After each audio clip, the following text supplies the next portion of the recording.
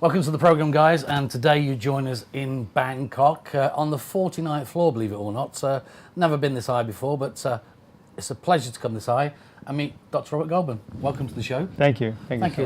It's very nice to see you. Now, anti-aging and the convention that's here today, I mean, what is it exactly for the guys out there that are listening to us? Well, we started the anti-aging industry about 25 years ago, and it's really advanced preventive medicine. It's the newest technologies in nutrition, exercise, gene therapy, nanotechnology. I'm sure you've heard the term stem cells, growth factors, cytokines.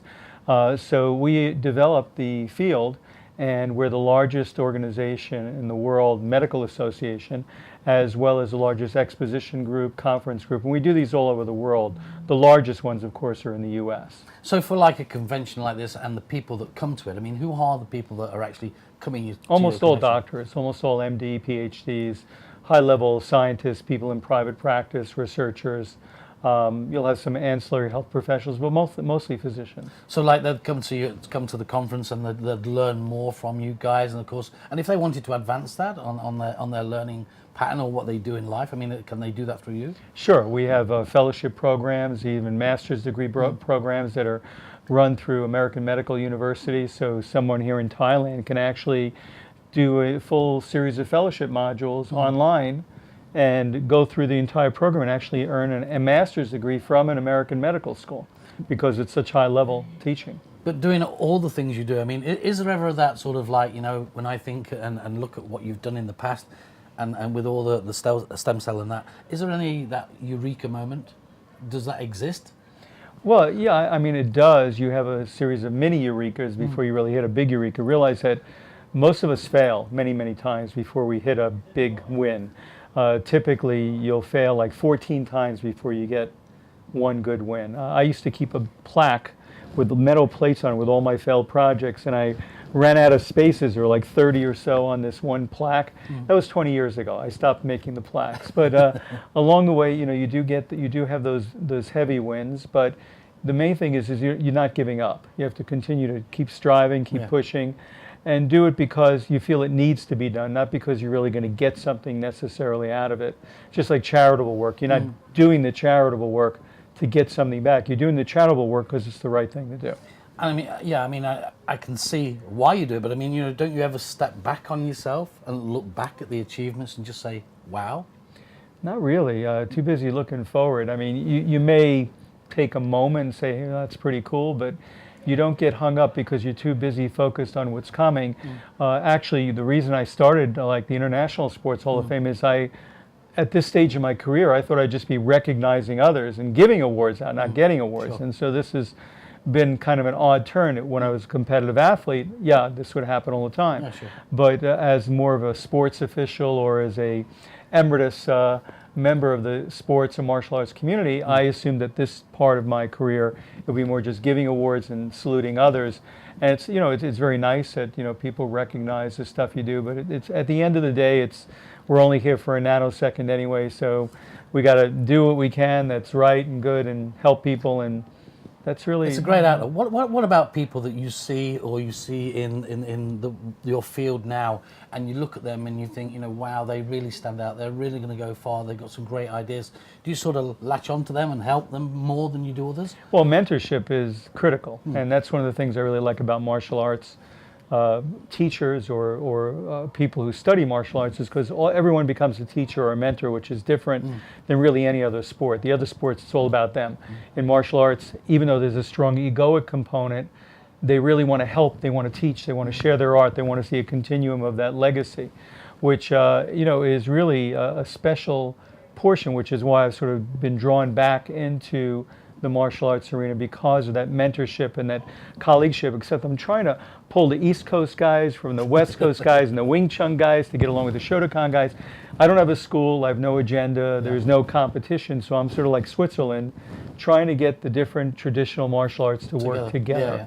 Which is good. It's a fellowship at the end of the day, and of course, if you can get it to work, I mean, that's harmony. But I mean, being inducted into the Hall of Fame, surely that's something that's really touched you. Well, this is a very special evening, also because I have some of my great colleagues and friends here, Grandmaster Mark Gehry and my Sifu Samuel Kwok, who These are terrific, high-level people, good people who just to be in their presence is always a pleasure for me. And so this made this trip very special.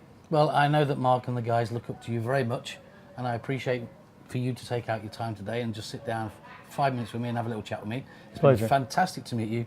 I think you're amazing, and carry on doing it. Well, we'll keep. You know, somebody says, "Well, who wants to be an anti-aging? You know, who wants to live to be that old?" Well, talk to a guy who's 89 before he's 90. He'll still want to hit 90. So you know, it's sort of like Mike Tyson says: everybody's got a plan till they get punched in the face. Correct. Okay, and everybody feels a-okay until they get sick. Yes. Then all of a sudden they're running to the doctor, and all the bets are off. So really, your health is your most valuable asset. Absolutely. And people don't appreciate it until it's taken away.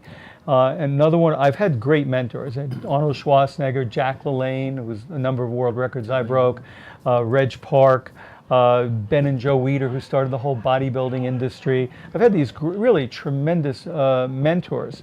And Jack LaLanne used to have this coin he would give out to everyone, and he would say, we strive our whole life to make the money and to acquire things, and then we spend it all, and all we get is a stone. So That's really, correct. it's a journey. Yeah.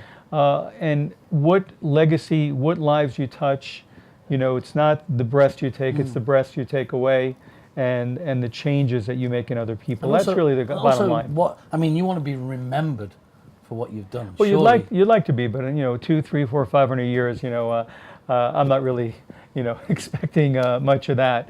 But while you're here, the time to do those good things, Is now. and not because you're going to be remembered or because people will adulate you, you do it because it's really the right thing to do with nobody in the room even knowing you did it. That's the best kind of charitable work where nobody even really knows Yeah, it. sure. And then you look at it after, you go, wow, I'll tell you a really kind of cool experience I had. I've donated a lot of time to different countries. Yeah. So I go into Indonesia, Malaysia, back before it was developed, back when it was really very rural. Yeah. And this was in Malaysia, and I had a bunch of kids in this outback, you know, just way out in the back, wearing no shoes, you know, just these kids. Yeah, sure. And I mentored them. I set up training programs for them, got them in the weight training, the whole thing. Fast forward 15 years into the future, I'm at the Malaysian Anti-Aging Congress. I get a call from the Supreme Council, Olympic Council. Don't know what it's about, but I go down there. And in that room are those little kids now as grown men in suits and ties, and now they're officials at high levels. Wow. And they they heard I was in town, and I'd not seen them since they were little barefoot kids running around, and here they are. And that's the greatest reward one can get, is when you look back, somebody you mentored, and you see them achieve their goals, taking potential and helping and facilitating that potential. I think that's the real gift that we do. This should be the real goal. So it's not about me, it's about we. And you know, Arnold would say that many times when we have our sports championships. It's really about that giving back, because that's true riches, is when you give back. And of course, there's a lot of people out there that don't get the chance to show their potential sometimes, which, you know, we try and reach out to in different ways, you know, and that's a great way of reaching out. Yeah, you can't get through to all the kids, but there are an awful lot of them that you can, and at least if you've tried, you know you've given time. your all there. Yeah. Good. Well, you've given your all tonight. Thanks, and mate. a lot of time. It's been a pleasure to meet you. Very nice. Thank you. Dr. Robert Goldman, thanks a lot for watching, guys. See you next time. Bye.